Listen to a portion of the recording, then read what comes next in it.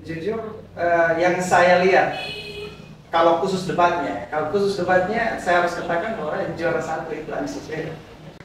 Siapapun yang mendukung oke saja. Itu benar, itu yang saya mau bilang. Bahwa mereka ini membutuhkan suara yang signifikan. Akhirnya siapapun oleh setan pun yang datang pasti orang akan terima. Itu persoalan. Ketika seseorang memperjuangkan anti korupsi, ternyata dia sendiri korupsi. Ketika seseorang mengatakan bahwa anti orang dalam, tapi dia sendiri juga mungkin saja melakukan itu.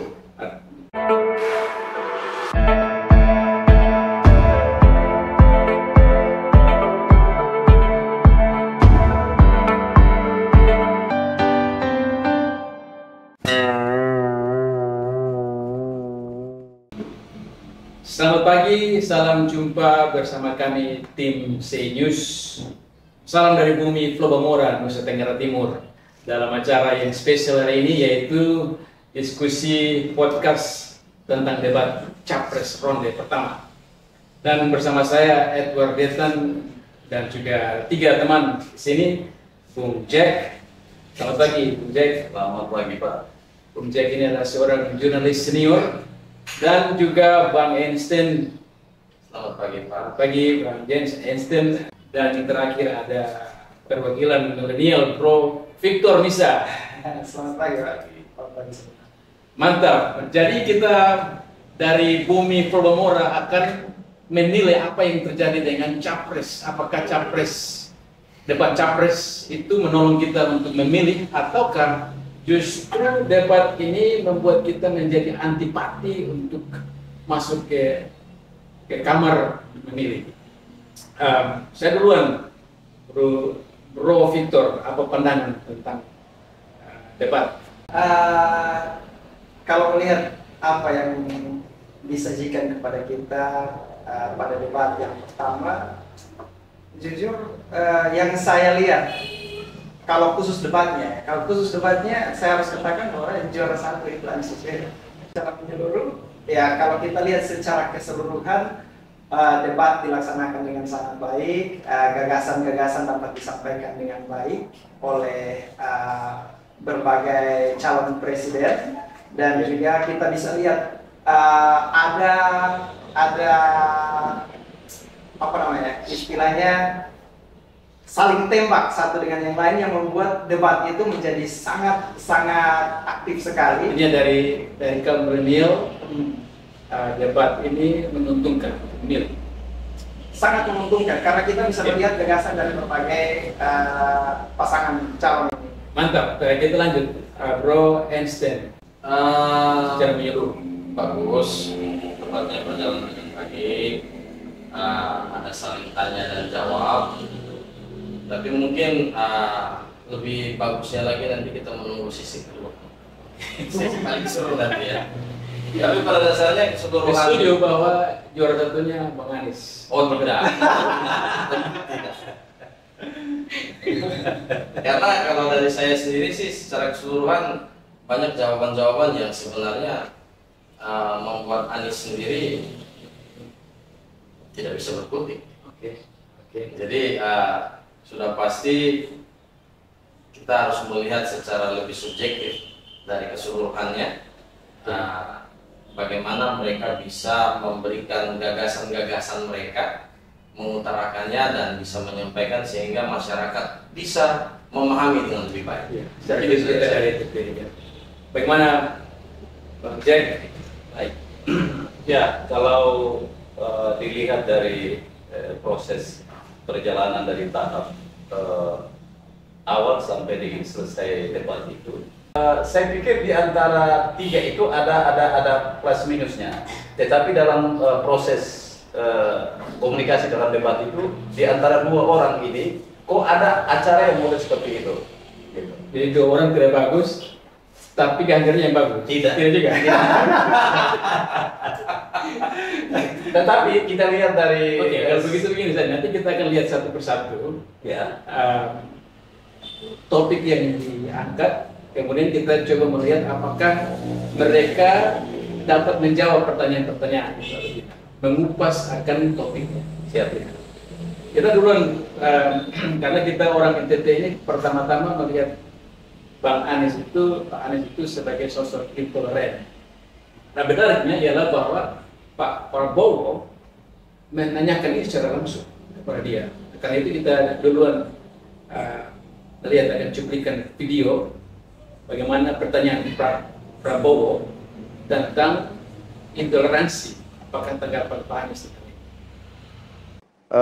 Saya ingin tanya bagaimana tanggapan Bapak tentang keluhan adanya kelompok-kelompok minoritas yang ingin membuat tempat ibadah tapi sangat sulit karena faktor-faktor yang dipersulit oleh birokrasi dan sebagainya.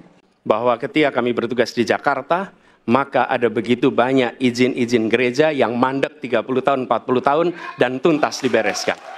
Oke?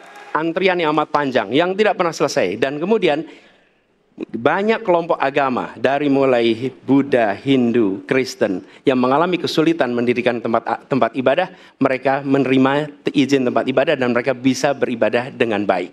Dan kalau boleh saya laporkan, dalam sejarah Gubernur Jakarta, yang paling banyak memberikan izin rumah ibadah adalah Gubernur Anies Baswedan. Jadi kalau kita lihat di sana, tadi Pak Anies mengatakan bahwa izin bangunan gereja-gereja dan rumah ibadah lain yang mandek selama 30 tahun sampai 40 tahun itu dituntaskan, dibereskan. Itu untuk menjawab pertanyaan Pak Prabowo. Bagaimana tanggapan? Saya duluan, Pak Jack, bagaimana? Sebenarnya sih dalam debat itu apa yang disampaikan itu memang betul dipublish. Tetapi kita jangan lupa bahwa dia dikelilingi oleh ada organisasi-organisasi yang sepertinya dia diperkuat atau dibenarkan dengan intoleransi itu tadi. Oke, itu berarti ada pendukung yang mendukung. Tapi kan dia menjawab bahwa ada 30-50 tahun gereja atau rumah ibadah yang tidak bereskan. Setuju atau tidak dulu itu? Ya, sebentar Pak, dia bisa tahan bagaimana? Kalau saya setuju tidak setuju ya. Oke. Karena kalau kita berbicara data, maka kita harus menunjukkan data yang valid. Pertanyaannya, pernahkah ada data yang valid dikeluarkan? Gitu. Nah, fakta yang ada di lapangan pada tahun 2022, tempat ibadah di DKI Jakarta itu memang benar mengalami peningkatan. Beberapa data yang ada, misalnya ada sekitar 3.476 masjid itu di Jakarta, 3.550 musola, dan ada 1.293 gereja Protestan, sedangkan gereja Katolik sendiri 47 gereja Katolik. Tapi berapa yang diberikan izin ini belum ada data valid. Sehingga ketika mengatakan itu, ya saya antara setuju dan tidak setuju. Jadi kesimpulannya tentang IMB yang baru itu perlu dicek lagi. Oke, bagaimana Bang Victor? Bro Victor, Kalau berbicara mengenai apa yang dikatakan oleh Pak Anies, kita tidak bisa memungkiri fakta bahwa memang ada peningkatan. Artinya dia tidak melihat. Meskipun itu tahun 2022, data yang tadi dikatakan itu tahun 2022, tetapi di DKI ya? Iya, di DKI khusus kita bicara khusus DKI, tetapi kan ada data dari sejak Pak Anies memimpin dari tahun 2017, dan memang ada perubahan, ada peningkatan. Bahkan izin yang tadinya itu ada datanya, izin ada seorang pendeta yang sampai menangis karena apa? Karena selama 40 tahun izinnya tidak diberikan, dan Pak Anies memberikan izin yang mandek selama 40 tahun itu. Itu ada beritanya, ada datanya juga. Dan kalau kita cuma berbicara mengenai kaum intoleran yang ada di belakang atau orang-orang yang ada di belakang Pak Anies itu, mau tidak mau memang mereka harus menentukan pilihan siapa karena mereka adalah warga Indonesia, dan itulah demokrasi. Kita tidak bisa mengatakan bahwa kaum yang ini ketika mereka berada mendukung satu pasangan tertentu artinya pasangan ini juga merupakan pasangan yang intoleran? Tidak, karena kebijakan yang dibuat tidak harus berpengaruh pada pendukung-pendukung ini. Artinya level intoleran itu tidak bisa diberikan kepada Pak Anies karena ada pendukung. Ya, karena mau tidak mau siapapun mereka warga Indonesia. Jadi level intoleran itu bisa diberikan kalau misalnya dia tidak kasih IMB. Ya, dia tidak melaksanakan apa yang seharusnya dilaksanakan sebagai pejabat. Tetapi fakta di lapangan bahwa dia melaksanakan itu. Nah, itu yang dipertanyakan oleh Pak Prabowo. Bagaimana tanggapanmu tentang kaum minoritas yang ingin untuk beribadah tetapi tidak mendapatkan tempat ibadah, dan dia menjawabnya, saya sudah kasih izin yang mandek selama 30-40 tahun. Nah sekarang mungkin kita mesti, kalau saya nanya netizen, ada data yang menunjukkan bahwa Pak Anies betul-betul tidak memberikan izin, tidak memberikan ruang. Saya kira itu terbuka, silakan diberikan komen begitu ya. Tapi untuk sementara apa yang dikatakan, dan ini dunia terbuka, silakan kita diskusi. Ya, gitu ya. Artinya bahwa kalau dia kan posisi selama berkuasa untuk punya otoritas mengeluarkan satu legalitas untuk mendirikan satu lembaga dalam hal ini gereja atau masjid, itu kan hanya kurang 5 tahun di DKI. Ya. Nah pertanyaannya, kira-kira selama 5 tahun itu dia kasih keluarnya berapa? Oke, tapi dia sudah memberitahukan bahwa gereja-gereja yang beribadah yang mandek selama 30-40 tahun itu kemudian diizinkan. Nah kita menunggu apakah ada dari tim suksesnya Prabowo sama Ganjar, apakah mereka punya bukti lain yang menunjukkan bahwa Anies intoleran. Itu kita harus fair untuk menunjukkan.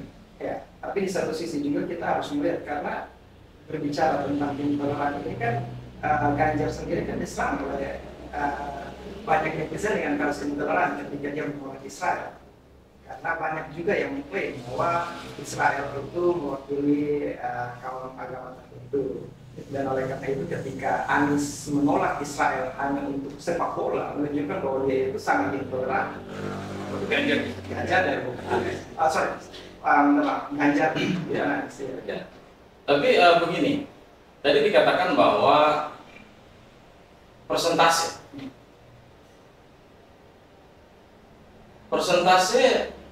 ketika kita berbicara persentase berarti kita berbicara data. Nah sampai dengan detik ini belum ada data pasti yang dikeluarkan sehingga kita bisa melihat persentase, karena ketika kita berbicara perbandingan ya berarti kita harus melihat real. Jangan sampai agama tertentu saja yang mendapat izin yang paling banyak, yang lainnya malah sedikit. Nah, terus ketika sedikit memberikan tapi sedikit ini, terus dianggap bahwa fair, dianggap bahwa tidak melakukan keberpihakan. Nah, ini harus dilihat lagi. Terus yang berikutnya, intoleransi ini kan kita tidak bisa hanya menilai dari satu subjek sudut pandang. Ketika seseorang memberikan izin untuk membangun sebuah rumah peribadatan, misalnya dalam hal ini pemerintah, dalam hal ini Anies sendiri misalnya, itu juga tidak bisa kita jadikan tolak ukur bahwa karena dia memberikan izin untuk pembangunan rumah ibadat, lalu dia benar-benar bisa dibersihkan dari intoleransi, isu intoleransi ini. Karena ketika kita melihat isu intoleransi ini, kita harus melihat berbagai aspek di belakang. Dan satu hal yang tidak bisa dipungkiri, bahwa banyak tokoh-tokoh yang bahkan pemerintah sendiri klaim sebagai masuk dalam kategori intoleransi, bahkan radikal, itu seringkali terlihat dan berada di belakang Anies. Jadi subjek dalam hal rumah ibadah, izin rumah ibadah ini juga tidak bisa kita jadikan sebagai sebuah rujukan baku. Artinya Anies dari sudut pandang kita sekarang ini, kita bicara dari NPT-nya, timnya perlu terus membuktikan ya seberapa netralnya dia dalam hal ini ya. Jadi Tapi oke lah, dia sudah menjawab itu, mungkin dalam ronde berikut dalam debat capres akan muncul lagi. Tapi di satu sisi dalam debat pertama ini justru saya melihat ada satu gagasan yang luar biasa yang diberikan oleh Anies dengan memberikan data itu, dia mengatakan bahwa dia memberikan izin pada sini. Sedangkan dari dua capres lainnya ini tidak ada gagasan berat. Karena kebetulan dia adalah gubernur di DKI Jakarta. Dan ingat, statement dia ketika dia mengeluarkan statement itu seolah-olah menggambarkan bahwa dia adalah gubernur di DKI yang paling toleransi. Betul. Oke. Nah, itu butuh data. Itu butuh data. Kita semua mesti cek faktanya bagaimana. Yeah. Yang pertama, yang kedua, menarik juga yang Bro Victor yang katakan bahwa bagaimana dengan capres yang lain, Prabowo dan Ganjar. Jangan-jangan justru Ganjarnya yang tidak mengizinkan gereja di Jawa Tengah. Yeah. Kita tidak tahu. Kalau kita tadi Prof. Victor mengatakan bahwa Ganjar menolak Israel. Ya. Apakah itu masuk dalam intoleran atau tidak? Sebenarnya bukan intoleran, tetapi karena Ganjar itu dia adalah petugas partai. Dia harus ikut siapa ownernya partai, siapa punya otoritas partai. Dia harus mengamankan apa kata seorang pimpinan partai. Ya. Ini persoalan. Jadi dilema. Ini dilema. Kalau jawabannya seperti itu, menurut saya justru kalau jawabannya seperti itu, menurut saya justru ada gambaran intoleransi di dalamnya. Karena begini, menolak suatu negara dengan berbagai alasan itu memang ada di berbagai negara juga. Karena tidak ada punya hubungan diplomatik, terus ada mungkin ada sejarah yang saling bersinggungan, itu wajar-wajar saja. Tapi ketika menolak sebuah tim sepak bola itu harus patut dipertanyakan. Karena begini Pak, yang menarik di sini begini, sebelum U20 itu ada lomba sepeda gunung. Dan itu tim Israel datang bermain di Indonesia, Pak. Bahkan juara. Pertanyaan saya, kenapa tidak ditolak dari itu? Kenapa waktu U20 baru ditolak? Oke, saya kira kita break sebentar untuk topik ya. Karena ini masih ada satu, gimana dengan Prabowo? Yes. Meskipun kita tahu bahwa dia adalah seorang nasionalis, tetapi apa gagasan dia terhadap intoleransi, terhadap bagaimana mengizinkan rumah ibadah dan kasus yang terjadi. Dia bertanya itu kepada Anies, tetapi apa gagasan dia sendiri? Apa yang sudah dilakukan selama ini? Karena dia masuk di dalam bidang pemerintahan Jokowi yang ada pada saat ini, dan masalah-masalah itu terjadi pada saat ini yang kita lihat. Kalau menurut saya begini, pertama ketika kita mengevaluasinya, kita harus tahu bahwa the right man of the right place. Oke. Dan ketika kita berbicara soal intoleransi, kita harus lihat tupoksi pekerjaan dia ketika masuk ke dalam parlemennya Jokowi. Ini apa? Oke. Jadi itu bukan bidang dia. Tahan dulu. Jadi sekarang yang tadi Bang Victor katakan tentang Prabowo itu mengingatkan saya juga Pilkada 2019, Pilpres 2019. Jokowi sama Prabowo. Ya, di belakang Prabowo itu adalah orang-orang yang tadi disebutkan yang intoleran. Ya. Apakah itu menunjukkan bahwa Prabowo intoleran? Sekarang orang-orang yang disebut notabene intoleran Ada di belakang Anies sekarang. nah Ini seksi, Pak. Ini seksi. Nah, itu yang tadi saya mau bilang. berarti tiga-tiga ini jangan sampai mereka ingin untuk mendapatkan suara sehingga siapapun yang mendukung oke saja. Itu benar, itu yang saya mau bilang.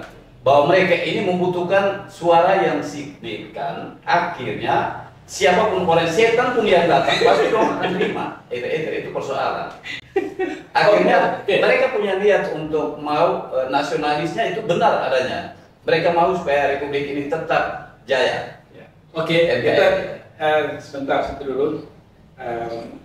Menarik lagi topik yang kedua itu tentang demokrasi. Anies mengungkapkan istilah ordal, orang dalam, dan dia ini untuk menunjukkan bahwa problem Indonesia itu begitu rusak sehingga orang yang punya prestasi tidak mungkin mendapatkan jabatan tertentu kecuali dia punya ordal.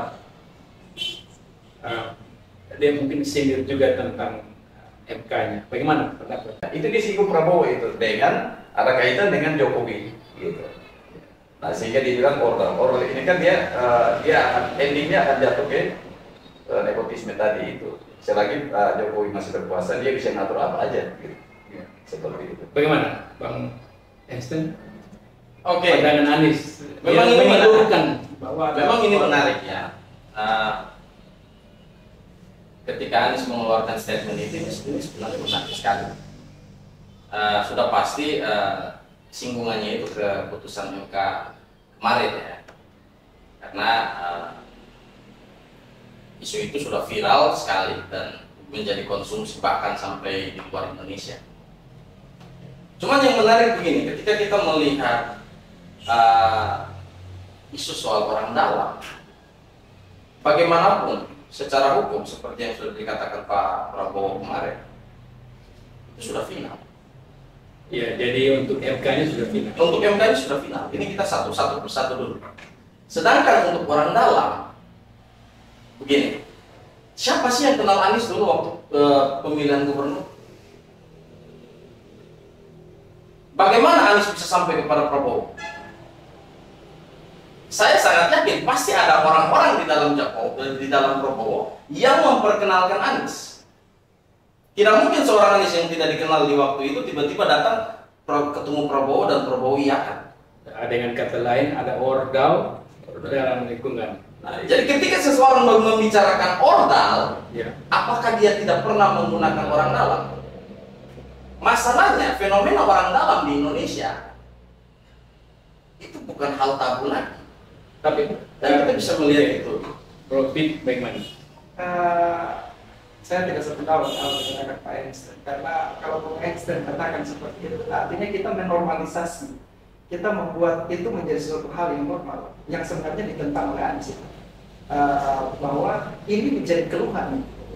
Dia memberikan contoh seorang guru dari Berlama. Itu contoh real yang memang terjadi di mana-mana.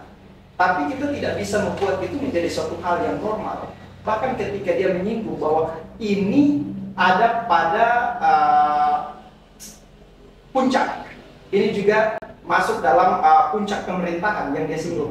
Kalau secara tidak langsung dia menyebutkan terhadap kasus MK itu. Nah, kalau kita melihat hal itu dari kubu Prabowo sendiri ketika ditanyakan soal itu, dia tidak bisa memberikan suatu gagasan yang menunjukkan bahwa oh ini loh jawaban yang tepat untuk menjawab soal begini, bahwa praktek ordal itu sudah terjadi dan sementara terjadi. Nah sekarang kita melihat dari NTT-nya, kalau ini permainan ini terus berjalan ordal, apakah putra putri NTT bisa mendapatkan jabatan atau pekerjaan sementara mereka tidak punya ordal? Kesimpulan yang saya mau katakan ialah Profik mengatakan Anies lagi memperjuangkan lagi memerangi modal. Jadi saya mohon maaf, saya harus langsung meluruskan ya. Saya bukan berbicara dalam konteks menormalisasi ordal atau membenarkan ordal. Cuman yang saya maksud di sini begini. Bagaimana mungkin ketika seseorang memperjuangkan sesuatu tapi dia sendiri melakukan? Ketika seseorang memperjuangkan anti korupsi, ternyata dia sendiri korupsi. Ketika seseorang mengatakan bahwa anti orang dalam, tapi dia sendiri juga mungkin saja melakukan itu. Berarti gagasan untuk meniadakan ordal itu bagus. Itu bagus. Ya. Tetapi seharusnya ketika seseorang membicarakan itu, dia harus bisa membuktikan bahwa selama perjalanan karir dia berpolitik tidak menggunakan itu. Ya. Jadi dari Bang Einstein mengatakan meragukan bahwa Anies ini juga betul bersih atau tidak. Sementara Bro Victor menunjukkan bahwa gagasan Anies untuk menghapuskan order itu, ya. Nah, kita lepaskan itu dari sisi apa yang sudah dibuat oleh Anies, apakah itu betul bersih atau tidak. Tetapi kita sepakat dulu bahwa kritiknya itu juga bagus. Bagus, saya juga sepakat kritiknya itu bagus. Nah, tapi nanti kembali pertanyaan, apakah apa yang ngomong itu pernah dilakukan atau tidak? Ya, itu yang kita butuh. Itu yang kita pertanyakan. Ya. Yang ketiga, Anies juga menyerang Jokowi. Secara tidak langsung Anies mengatakan bahwa Jokowi diktator. Itu ketika dia bicara tentang demokrasi dan dia mengatakan bahwa pemerintah sekarang ini rakyat sudah tidak percaya lagi dengan demokrasi. Bapak setuju? Oh, sangat tidak setuju. Oke. Dan jawaban Pak Prabowo mengatakan Mas Anies, mana Mas Anies? Saya berpendapat Mas Anies ini berlebihan, agak berlebihan. Malah Pak Prabowo cukup keras. Dia mengatakan bahwa jikalau Jokowi itu diktator, tidak mungkin Anda menjadi gubernur. Bagaimana, Bro? Kalau saya tidak, Pak, kalau menurut saya Pak Prabowo salah menangkap apa yang dikatakan oleh Pak Anies. Pak Anies tidak mengatakan bahwa Pak Jokowi itu adalah seorang diktator. Tetapi yang dikemukakan oleh gagasan Anies adalah dia ingin agar demokrasi itu berjalan dengan betul-betul ada kebebasan berpendapat. Kenapa? Karena yang terjadi selama ini, contohnya mungkin ini juga ada pro kontra tentang undang-undang ITE. Itu kan membatasi orang untuk berbicara, penggunaan teknologi dan lain-lain untuk mengungkapkan pendapat. Dan baru terakhir si Rocky Gerung, iya. Rocky Gerung hampir masuk penjara karena. Jadi sebenarnya yang mau Anies tunjukkan adalah ketika demokrasi itu berjalan dengan sebenarnya, maka siapapun dapat mengungkapkan pendapatnya, mengkritisi kebijakan publik, mengkritisi apa yang dilakukan oleh pemerintah sebagai pejabat publik, pemegang kekuasaan itu. Dan bukan kalau dia sudah menyerang pribadi, itu beda topik. Tetapi selagi yang dikritisi itu adalah kebijakan publik, maka publik itu sendiri, maka pemerintah itu sendiri harus memberikan seluas-luasnya kebebasan. Kata kuncinya Prabowo salah di dalam menanggapi apa yang disampaikan oleh Anies. Iya. Jadi salah dalam menanggapi. Bukan Anies tidak bermaksud mengatakan bahwa ya Anies tidak mengatakan bahwa Jokowi itu diktator. Tapi kan istilah Bung Einstein ada. Kalau saya sangat tidak setuju ya. Salah, ini kita ngopi dulu karena Saya sangat tidak setuju. ini kopi DK. Jadi teman-teman kita lagi nongkrong di dapur Bida Kupang ya, sambil kita diskusi tentang debat capres ini. Dan silakan Bang Einstein. Ya, jadi kalau saya sangat tidak setuju dengan pendapat dari Profi. Karena begini, apa yang dijawab Pak Prabowo itu straight to the point. Karena ya kita tahu Anies ini adalah capres yang kalau berretorika itu luar biasa. Saya bahkan acungin 2 jempol. Kalau bisa 4 jempol saya acungin ya. Yeah.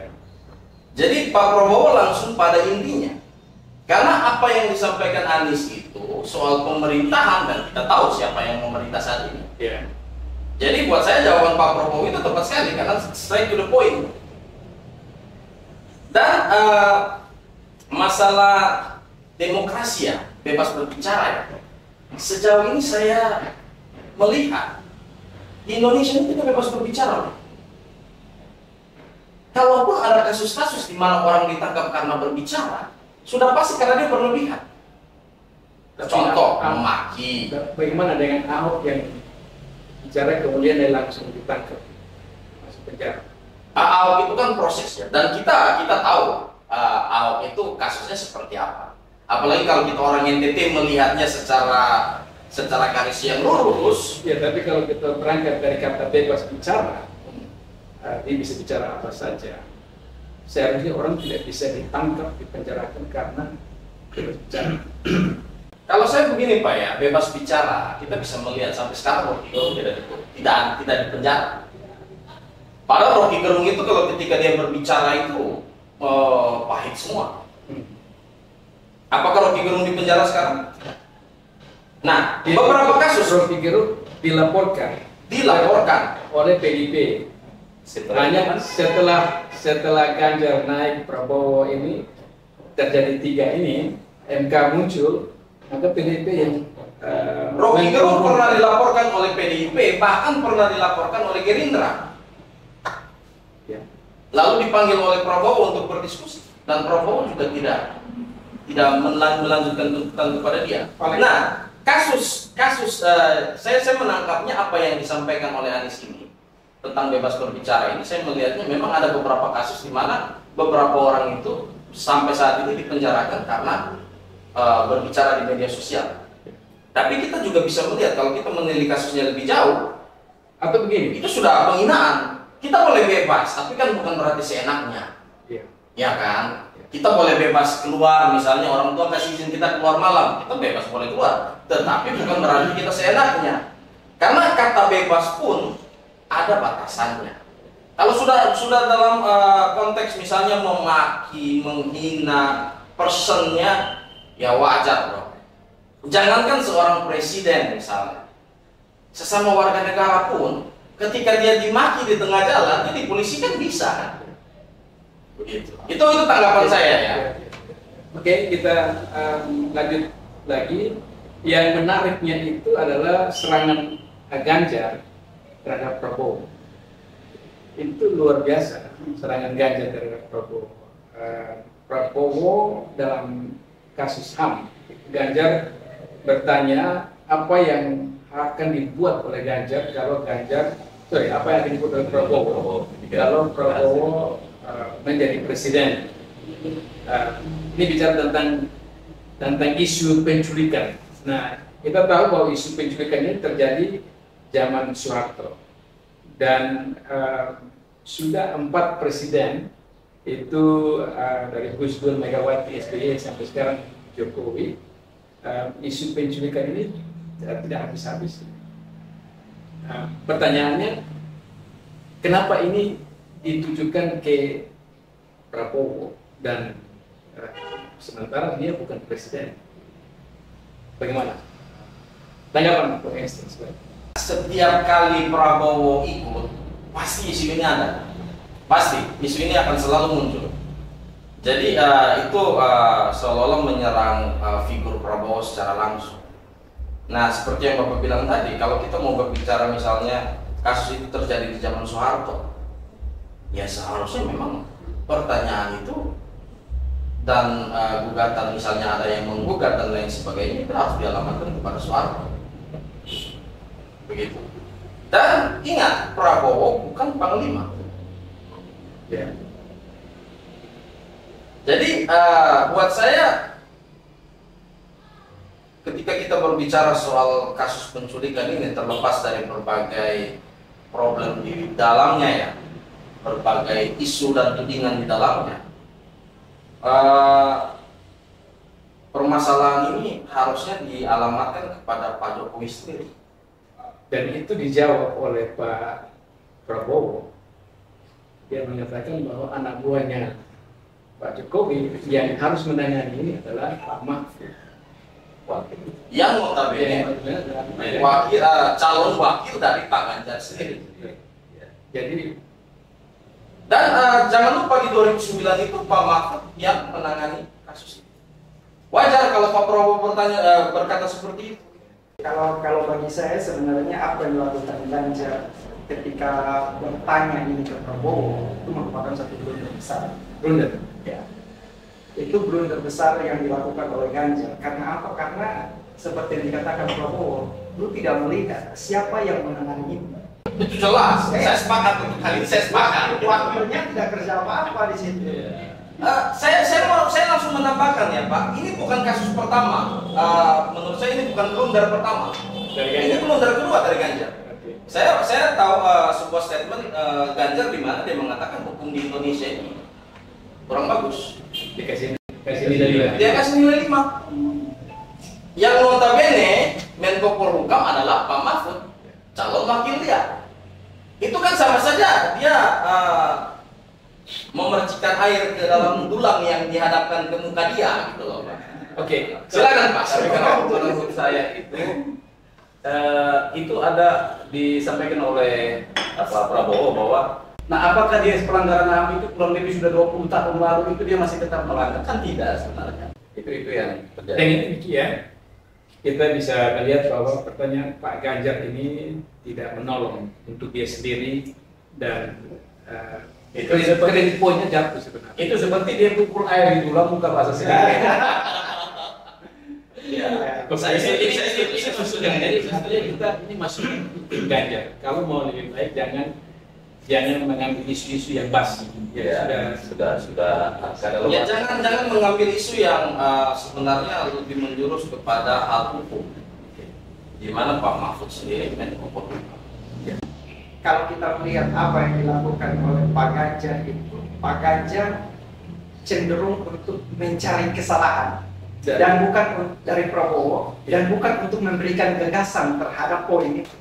Mungkin kan dia tak seperti yang tadi Pak Prabowo ngomong bahwa ketika surveinya naik, isu tentang ini mulai muncul. Dan itu bukan hanya Ganjar seorang, hampir seluruh media itu disampaikan. Jadi saya dalam hal itu saya senang apa yang dilakukan oleh Pak Prabowo, yaitu ketika menanggapi akan hal-hal seperti itu, mereka tidak mencari-cari alasan, tidak mencari-cari kesalahan dari ini sudah mau geser ke Prabowo. Bukan. Nah, kita harus fair. Kita harus sepakat. Kita harus fair untuk melihat situasi hal yang baik. Karena masing-masing capres ini punya sisi-sisi positif. Jadi ketika kita melihat apa yang dilakukan oleh Prabowo dan timnya, mereka bersikap sangat positif dalam menanggapi berbagai masalah, tidak mencari-cari kesalahan. Tetapi salah satu kelemahannya juga, jadi saya bicara sisi positifnya, tetapi kelemahannya juga mereka tidak memberikan Prabowo dalam debat soal ini. Prabowo tidak memberikan jawaban yang tegas. Saya kayak ini poin yang berikut tentang korupsi ya. Korupsi saya melihatnya bahwa ketika capres ini tidak memberikan satu jawaban yang konkret tentang bagaimana harus menyelesaikan kasus korupsi, bagaimana? Atau saudara-saudara puas dengan tanggapan dari ketiga capres tentang bagaimana menanggapi? Kalau menurut saya, sebentar, yang menariknya adalah itu ada komentar dari Pak Victor Laskeda. Dia mengatakan bahwa dia mengatakan tentang kasus korupsi, tentang topik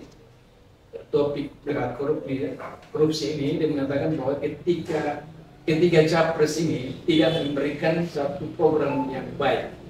Tadi di korannya Victory News, Victor Laskeda mengatakan harusnya kasus korupsi dan masalah korupsi itu harus diberikan ilmu pencegahannya pada dunia pendidikan sedini mungkin, bahkan dari PAUD. Jadi dari Victor Laskeda dia menyatakan jangan kita melihat ke yang kasusnya kemudian menangkap orang, tapi harus mendidik dari sejak dini. Bagaimana? Kalau saya sebenarnya saya setuju dengan apa yang dikatakan tadi, bahwa tidak ada ide konkret di dalam memerangi korupsi. Karena apa? Karena dari ketiga capres ini. Karena apa yang dikatakan oleh ketiga capres ini adalah spirit. Itu hanya sekedar spirit untuk memerangi korupsi. Dan ketika otomatis tidak akan ada perbedaan di antara kita karena tidak ada ide konkret untuk bagaimana memerangi ini. Cuma si Anies ingin memerangi, si Ganjar ingin memerangi, dan juga Prabowo juga ingin memerangi. Dan itu spirit, dan itu hal yang positif, spirit itu. Tetapi ide untuk melaksanakan itu yang memang sama sekali tidak tercermin di dalam debat pertama ini. Bagaimana Pak Einstein? Saya juga setuju ya, dalam hal ini kita sepakat. Karena kasus korupsi ini adalah kasus yang sudah mendarah daging. Dan kasus korupsi itu terjadi di mana-mana dalam berbagai aspek. Mulai dari pemerintahan, legislatif, yudikatif, bahkan sampai kepada elemen-elemen agama. Itu ada terjadi. Nah, memerangi korupsi ini tidak cukup dengan mengatakan bahwa saya akan meningkatkan hukuman untuk para koruptor. Contoh misalnya, saya juga cukup setuju misalnya dengan gagasan Pak Mahfud ya. Koruptor harus dimiskinkan, bila perlu dihukum mati. Karena koruptor ini sudah benar-benar berbahaya. Dan ide Pak Mahfud itu sebenarnya ide yang sudah dilakukan di Cina sana. Dan sampai sekarang. Makanya orang di Cina itu korupsi tidak ada lagi. Tetapi saya juga setuju dengan perkataan Pak Victor bahwa untuk memerangi korupsi ini sebenarnya harus sudah ditanamkan dari semenjak kecil. Karena karakter seseorang itu terbentuk semenjak kecil. Ibarat pohon kan. Dahan pohon itu kalau kita masih kecil, kalau kita mau bentuk dia bisa. Tapi ketika dia sudah besar, dia sudah keras, kalau kita paksakan patah. Sehingga ide untuk mendidik anak-anak sejak kecil dengan pembelajaran anti korupsi buat saya sangat-sangat bagus. Dan seharusnya ide seperti itu memang muncul dalam debat kemarin. Ide untuk mendidik dari mendidik itu adalah kita akan menciptakan tunas baru untuk bisa akan lebih bagus ke depannya, untuk bisa lebih jauh dari mungkin ini satu saran lagi ya kepada tim sukses agar ide untuk mendidik anti korupsi dari dini. Satu hal juga saya pikir dulu pernah digaungkan oleh Pak Ahok bahwa kalau orang mau berteriak untuk anti korupsi, para pejabat itu harus melaporkan harta kekayaan ya secara transparan untuk melihat berapa gaji lu, kemudian berapa kekayaan. Harta kekayaan. Ya. Ide itu juga yang saya lihat muncul dalam statementnya Pak Mahfud, di mana dia juga mengatakan bahwa ketika pejabat bisa mengukur dari pendapatan seseorang dan hartanya. Misalnya pendapatannya bisa, dia punya harta 6 miliar misalnya. Pendapatan yang seharusnya dari pendapatannya total kekayaan misalnya harusnya 3 miliar. Maka dia harus bisa membuktikan 3 miliar sisanya ini dapatnya dari mana? Nah ini menarik karena ngomong harta, ini kan ngomong bisnis. Pak Anies membongkar sesuatu yang luar biasa. Apa itu Pak? Pak Anies dalam debat mengatakan bahwa Pak Prabowo takut miskin. Pak Prabowo takut menjadi oposisi, karena itu dia tidak mau menjadi oposisi. Dia mengatakan kalau saya beroposisi berarti saya tidak bisa berbisnis. Jadi Anies mengatakan bahwa Pak Prabowo itu kalau tidak memiliki kekuasaan tidak bisa berbisnis. Ketika Pak Anies bertanya kepada Pak Prabowo, waktu itu Pak Prabowo tidak bisa menjawab dengan lugas. Tapi nanti kita lihat di videonya nanti apa yang terjadi ketika ditanyakan oleh Anies. Saya melihat waktu itu seakan-akan Pak Prabowo kaget. Wah, ini rahasia dibongkar. Kira-kira sebenarnya ada jawaban Prabowo, tapi karena dia tidak memberikan waktu lagi, makanya waktu itu kan mic-nya sudah off. Ya, waktu habis. Waktu sudah habis. Tapi kalau Anies bisa membuktikan Ya bisa saja. Artinya begini, kan segala sesuatu itu mungkin. Bisa saja memang pembicaraan itu terjadi, tapi bisa saja tidak terjadi. Ya. Karena bagaimanapun ketika saya melihat dari jawaban Pak Prabowo, buat saya itu cukup tegas. Saya tidak pernah takut miskin. Ya. Saya tidak takut, saya tidak harus kehilangan jabatan. Ya. Tapi kalau menurut saya Anies paham kalau itu disampaikan di hadapan publik, apalagi ini dalam konteks debat. Ya. Artinya dia siap menerima konsekuensi. Dan ketika dia menyampaikan itu, artinya dia betul-betul sudah punya data, punya bukti, baru dia katakan. Karena tidak mungkin dia menyampaikan suatu hoax di hadapan publik dengan kondisi debat seperti itu. Jadi saya juga senang statement dari Pak Anies setelah itu. Pak Anies menyatakan bahwa kekuasaan itu lebih dari soal uang. Kekuasaan itu adalah soal kehormatan dan menjalankan kedaulatan. Buat saya itu retorika. Itu memang benar, itu retorika. Tetapi setuju tidak? Tidak setuju. Oh, tidak setuju. Bapak tidak setuju. Setuju dalam konteks opini seseorang. Tetapi kenyataannya semuanya berhubungan dengan kekuasaan. Makanya itu pesimis sekali. Bukan pesimis, saya berbicara melihat sesuatu yang real ya. Oke. Karena yang mereka kejar, semua capres kejar saat ini adalah kekuasaan. Ya, artinya ialah bahwa yang dikatakan oleh Anies itu sesuatu yang relatif. Relatif. Sementara yang kita lihat adalah apa yang akan dikerjakan kalau seandainya dia terpilih. Oke, sekarang secara menyeluruh apa sih yang kita dapat dari debat capres ini bagi orang NTT? Apakah ada harapan bagi kita dari ketiga capres ini? Ataukah memang ini hanya debat dan buang waktu, buang anggaran? Karena kalau kita lihat anggaran untuk pemilu ini cukup besar sekali. Sangat besar. Nah, ini apakah ini menolong kita orang NTT lihat debat capres ini dan pemilu? Kan kadang-kadang orang berpikir lebih baik satu putaran saja dibanding banyak putaran, uang semakin banyak. Ya, yang pasti bahwa Pertanyaannya, apakah debat ini perlu dan menolong? Apa menolong kita orang NTT? sebenarnya debat itu salah satu cara untuk kita bisa memfilter dari sekian kandidat itu. Yang menolong supaya kita jangan jadi kucing di karung. Kucing dalam karung menarik. Sepakat ya? Sepakat. Tapi pada dasarnya setidaknya kita bisa melihat gambaran secara umum dari setiap capres. Dan ingat, kita orang NTT ini adalah orang yang paling menolak intoleransi. Kita akan menolak mati-matian setiap bentuk intoleransi.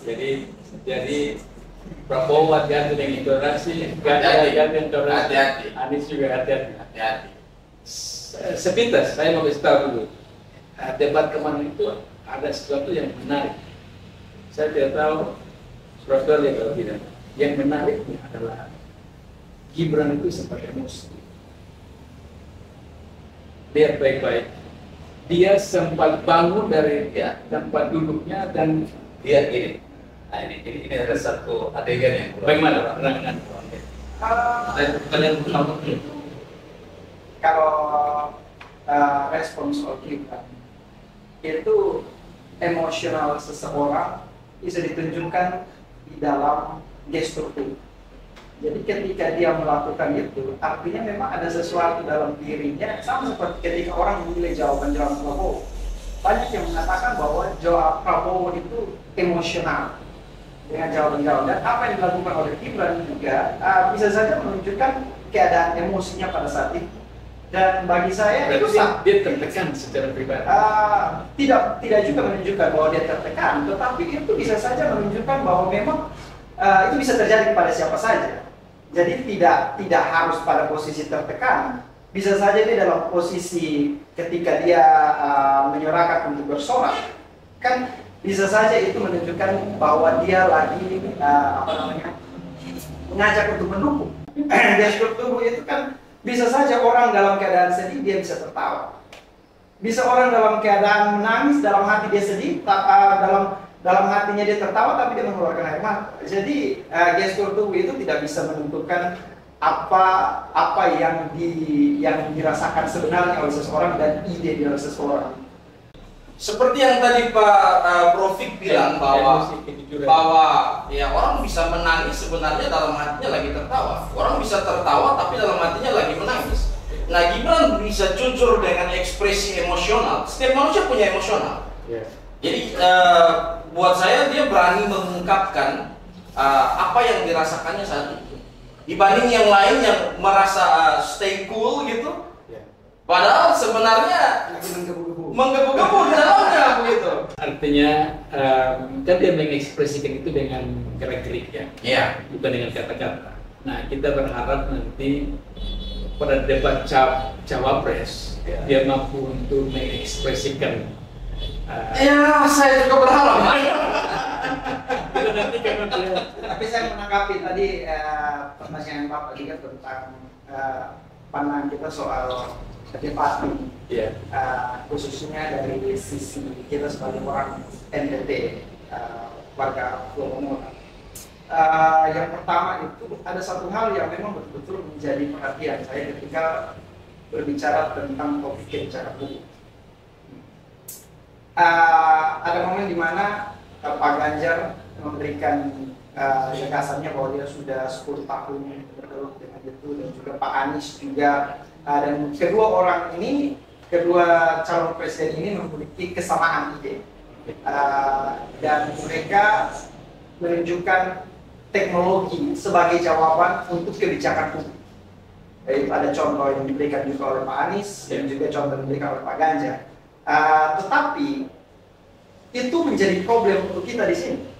Apa yang dipertanyakan oleh Pak Prabowo, hukum, itu menjadi permasalahan warga NTT. Bagaimana kesulitan kita mengakses hal-hal yang berkaitan dengan kepentingan publik, mau urus KTP, mau urus kartu keluarga dan lain-lain. Kesulitan-kesulitan ini dihadapi oleh kita, warga NTT. Tetapi apa yang dikatakan oleh Pak Anies, apa yang dikatakan oleh Pak Ganjar juga tidak dapat menjawab itu. Tidak, karena mereka mengandalkan teknologi. Sedang kita tahu bahwa NTT ini kan merupakan salah satu daerah yang ada banyak tempat yang belum ada listrik, belum ada internet dan lain-lain. Nah, bagaimana jawaban mereka terhadap ini? Pak Prabowo bagus di dalam menanyakan hal ini kepada Pak Ganjar. Dia memberikan dari pertanyaan Pak Prabowo, kita bisa melihat bagaimana kepedulian dia. Artinya tapi satu hal yang tidak dilakukan oleh Pak Prabowo, padahal itu adalah momen di mana dia harusnya memberikan gagasan untuk menjawab pertanyaan itu. Artinya begini, dalam debat kemarin itu juga muncul pertanyaan tentang situasi di Papua, dan NTT juga muncul. Nah, apa gagasan daripada capres ini? Satu hal yang menarik ialah bahwa Pak Anies mengatakan dia tidak setuju dengan IKN karena bagi dia IKN itu membuang banyak uang, anggaran, sementara kalau uang itu dikasih ke setiap provinsi seperti NTT untuk mengembangkan daerah itu dibanding taruh di satu tempat. Dalam pengertian kan tadi dibicarakan di sini, internetnya susah, listriknya susah, jambatan, infrastruktur susah. Nah, Anies mengatakan saya tidak kasih, kalau saya jadi presiden, saya tidak kasih uang ke IKN untuk bangun. Bukan tidak setuju, menunda. Jadi sekarang saya mau kasih ke NTT, misalnya kasih 100 triliun ke NTT. Ketimbang diberikan kepada IKN. Ya. Tapi kan begini Pak. Coba saya ya bagaimana? Kalau kita melihat secara subjektif, ya, kita melihat dari sisi, oke, kita orang NTT, kita melihat itu tawaran yang menggiurkan bagi kita sebagai orang NTT. Tetapi ketika kita melihat itu kepentingan khusus NTT yang seharusnya juga bisa dijawab oleh Pemda. Tetapi ada kepentingan yang lebih umum, yang lebih luas, yaitu soal IKN. Ya, kemudian ini sudah, kecuali itu baru merupakan satu gagasan, ini sudah dilaksanakan. Jadi kita membuang uang begitu banyak untuk IKN, kemudian tidak dilanjutkan. kita mengatakan ditunda, kapan akan dilanjutkan? Nah, itu juga tidak pasti. Oleh karena itu lebih baik ini sudah dilakukan, selesaikan. Ketimbang kita buat, oke, saya kasih ke sana, dan kita tidak tahu apakah yang di bawah ini dijalankan dengan baik. Jadi yang Anda mau katakan ialah bahwa biar saja kita NTT tidak punya listrik, yang penting IKN maju. Bukan seperti itu. Bagaimana? Ya. Jadi kalau Sekarang ini kita rebut ada 400 sampai 500 triliun yang akan dikasih ke IKN, Ya. sementara NTT banjir terus, tidak ada jembatan, dan Anies mengatakan ya jangankan 100, mungkin 25 lah kita kasih ke NTT. Bapak setuju? Oke, itu Anies boleh menyampaikan seperti itu, dan itu tidak serta merta Anies jadi presiden lalu dikasih itu karena IKN tidak jadi. Tetapi kan itu menjalankan regulasi, Pak. DPR mengiyakan, sudah undang-undangnya sudah ditetapkan, baru lokasi IKN itu disetujui dan diproses. Begini, dia tidak mengatakan saya menolak. Ya, Dia bilang dia tidak lanjutkan. bukan. Dia mengatakan menunda. Enggak. Jadi kan di dalam undang-undang tidak dikasih tahu harus berapa tahun, Bang. Ya. Tetapi tempatnya harus di sana.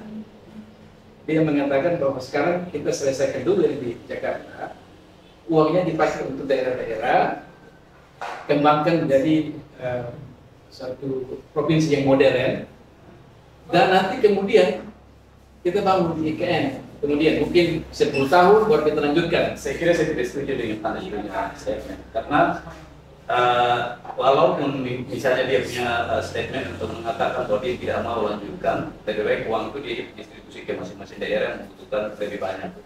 Tetapi berapa yang sudah diperuntukkan untuk sudah memulai IKN itu dibangun, itu juga merupakan satu kerugian yang bisa dikategorikan bahwa kenapa kita harus ambil uang, sehingga sebaiknya itu dilanjutkan. Oke, dari Bapak bilang lanjut. Bagaimana lanjutkan? Yang pertama saya memastikan dulu, karena tadi saya dengar pertanyaan Bapak ini sama retorikanya juga dengan Anies. Kalau Bapak bilang begini, bagaimana kalau misalnya dana yang di IKN dilemparkan ke NTT? Ini saya luruskan dulu. Dia bicara tentang membangun provinsi-provinsi. Jadi dia bilang, bayangkan kalau kita kasih ini ke daerah-daerah, dibanding semua ditaruh ke IKN. Ya, kalau saya begini, Pak, kalau seandainya apa yang dikatakan oleh Anies itu benar, maka itu juga tidak memberikan dampak yang signifikan. Karena apa? Karena sebelum IKN terjadi, sebelum IKN dibangun juga sama saja. Kita seperti ini. Tetapi ada satu hal positif yang harus dibanggakan oleh orang NTT ketimbang diberikan itu orang NTT adalah Indonesia yang dikenal sebagai Java sentris itu akan berubah. Ya. Dan otomatis ketika IKN pindah ke Indonesia Timur, maka kita akan menerima efek positif dari itu, yaitu kesetaraan kita. Kita akan itu pun juga masih tidak dulu. Ya, saya setuju. Sekarang begini Pak. Saya setuju kalau kita mengatakan IKN di sana itu bangun, maka Indonesia sentris. Sementara uangnya habis ke sana. Jangan lupa dulu Jokowi menyatakan bahwa nanti ada dia mengajak investor dari luar negeri untuk membangun IKN. Itu yang digembar-gemborkan. Tetapi yang terjadi sekarang adalah ini APBN yang masuk, bukan orang luar yang datang menanam. Berarti ke depan untuk presiden ini, seandainya dia setuju dengan apa yang dilakukan oleh Pak Jokowi, maka APBN akan habis ke IKN. Itu jadi problem. Nah, melanjut dengan apa yang Pak Anies katakan, dia bilang, oh saya tidak lanjut.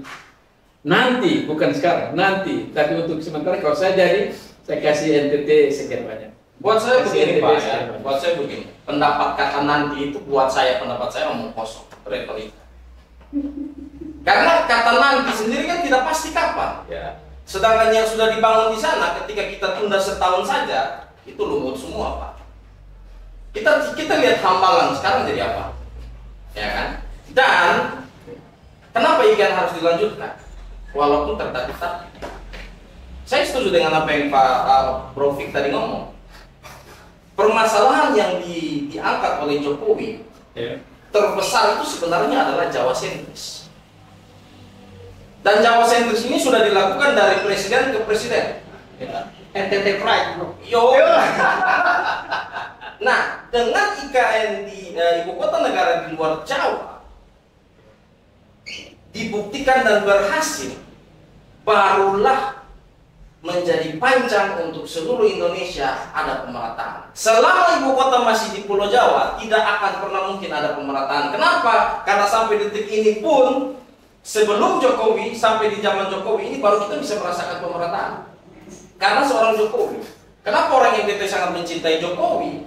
Karena kita merasakan bahwa Jokowi benar-benar memperhatikan NTT dan daerah-daerah timur yang lain.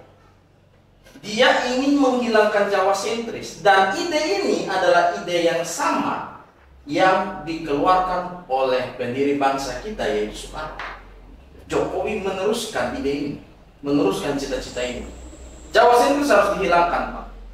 Dengan demikian IKN dilanjutkan. Iya, harus. Ya, dan Oke, oleh karena itu saya tadi saya belum memberikan pendapat soal apakah debat ini diperlukan tidak. Karena kalau menurut saya secara pribadi setelah mengamati debat ini sebenarnya tidak perlu kalau menurut saya secara pribadi. Karena apa? Karena ini jadi ajang pertarungan intelektual yang tidak akan memberikan jaminan terhadap apa yang akan dilakukan nanti ke depan. Seseorang tadi contohnya, banyak di media orang mengatakan bahwa Anies berretorika. Sama seperti ketika dia menjadi gubernur yang banyak menjadi meme, itu contohnya DP 0%. Ketika diberikan gagasan, luar biasa. Ketika dalam debat, luar biasa. Tetapi untuk melaksanakan di dalam lapangan, dan ketika orang banyak melihat, orang menilai. Kenapa tadi dalam pembukaan saya mengatakan bahwa Anies juara satu? Karena kalau kita melihat dari sisi debat, dan orang banyak yang mengatakan wah Pak Prabowo ini tidak bisa bicara dan lain. Tetapi fakta di lapangan membuktikan bahwa Prabowo itu survei nasional mengatakan bahwa Prabowo merupakan menteri dengan kesuksesan yang paling tinggi di sini. Setuju. Jadi kalau menurut saya, ya. Tapi dia tidak banyak ngomong. Indonesia tidak membutuhkan seorang motivator. Indonesia membutuhkan seorang eksekutor. Tapi kita harus akui bahwa gagasan-gagasan dari Anies itu memang luar biasa. Ya, tapi jangan sampai hanya habis di retorika saja. Gitu. Jadi kita lihat, kalau saya lihat ya dari malam, Pak Anies itu berposisi sebagai seorang oposisi. Ya, Pak. Dan dia konsisten. Dan dia konsisten untuk menjadi seorang oposisi. Anies, Pak Prabowo, dia berposisi sebagai seorang yang ada dalam pemerintahan. Ya, yang saya merasa kasihannya Pak Ganjar, karena Pak Ganjar mau lawan Jokowi sama, tidak mau lawan juga sama.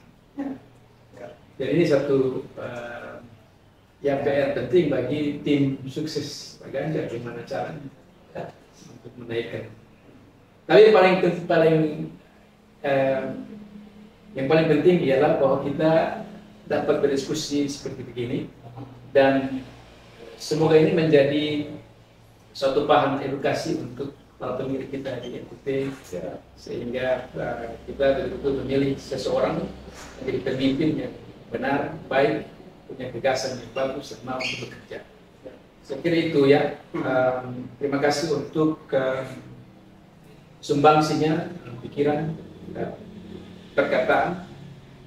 Saya Edward Denton dan teman-teman, dan saya Jack Lau, Saya Esther Mainers, saya Victor.